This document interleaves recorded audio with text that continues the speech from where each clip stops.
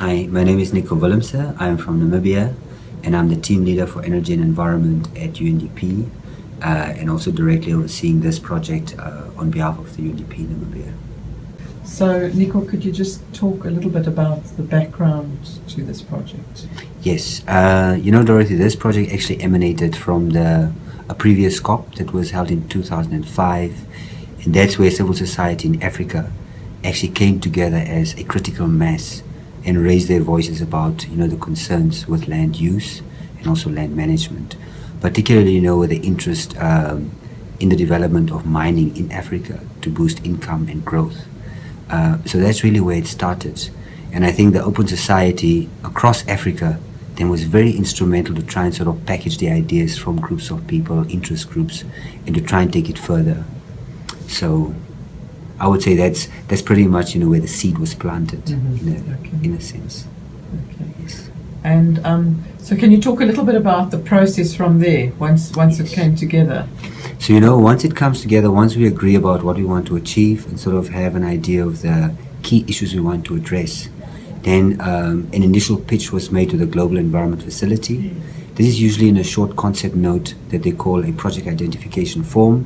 This was approved, and then UNDP and OSISA, the Open Society in Southern Africa, we got some seed funding then to develop the details of the project and do consultation with partners, including Terra Africa, the Equator Initiative, the sister organizations of OSISA based in West and East Africa, and also known civil society organizations that have already demonstrated how powerful they are on the ground in Africa.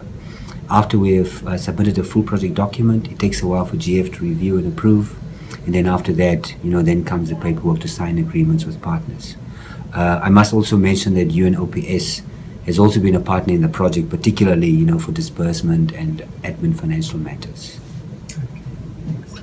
All right. So could you, now that we're nearing the end of the project and we're moving towards closure, could you give a sense of some of the main outcomes and recommendations that have flowed from? Yes, you know what?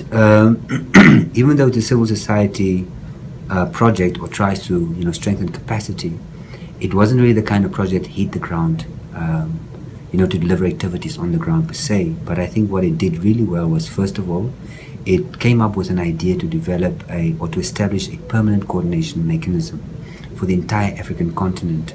They can always keep linkages with all the civil society organizations. Sometimes we call them NGOs that look after people, and that's really one of the biggest outcomes. We're in the process now of defining that sort of institution and to try and mobilize it, at the next COP in Ankara, Turkey, from the 12th of October. And we believe that could really be one mechanism to make the other outcomes of this project very sustainable in the future. And we also believe we may have a very strong pitch to donors if we have such an institution on the ground after an initial investment. So that's the first outcome.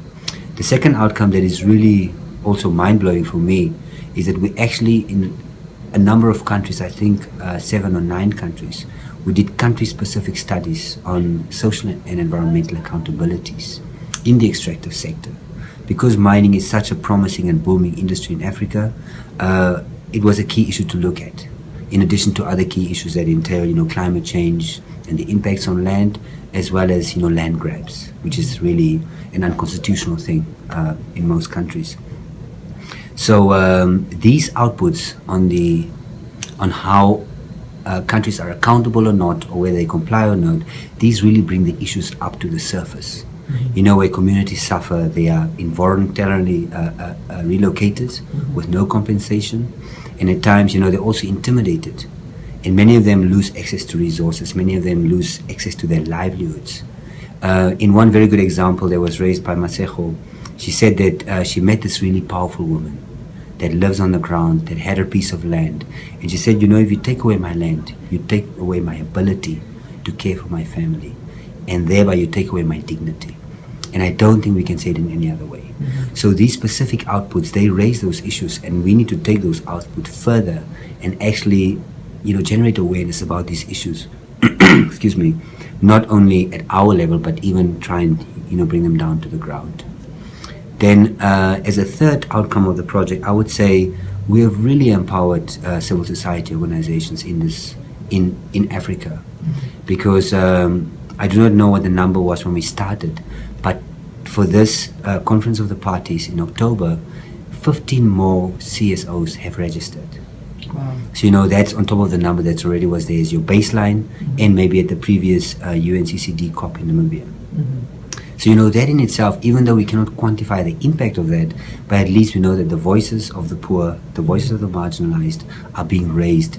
And what we have done is we've actually provided these guys with tools to communicate their case better and to package their case better, and to start using social media and electronic media to disseminate messages faster, with Twitter, Facebook, just taking a picture of a mining site where there's illegal stuff happening, and then just emailing it right there, to a newspaper, to partners, etc.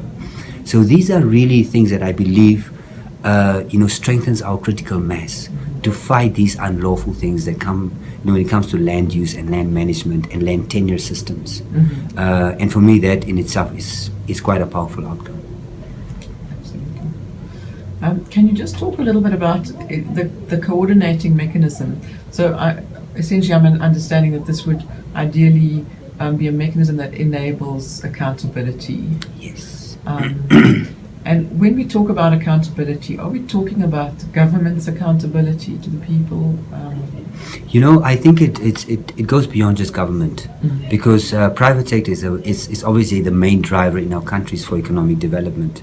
And we know that many times there are very strong linkages between private sector chiefs, heads of industry, as well as people in government. And I think that this type of coordination mechanism would actually aim to bring all issues onto the surface and make it transparent.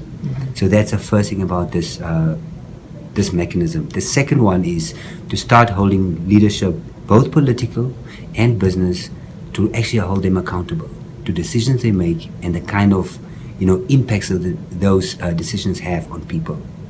And the third thing is for us to obviously then, as a collective with business and with government, to start becoming more responsible in how we invest, where we invest, and obviously in what we invest, whether it's in our people or whether it's just in a mine that in many cases bank most of the revenue outside your country.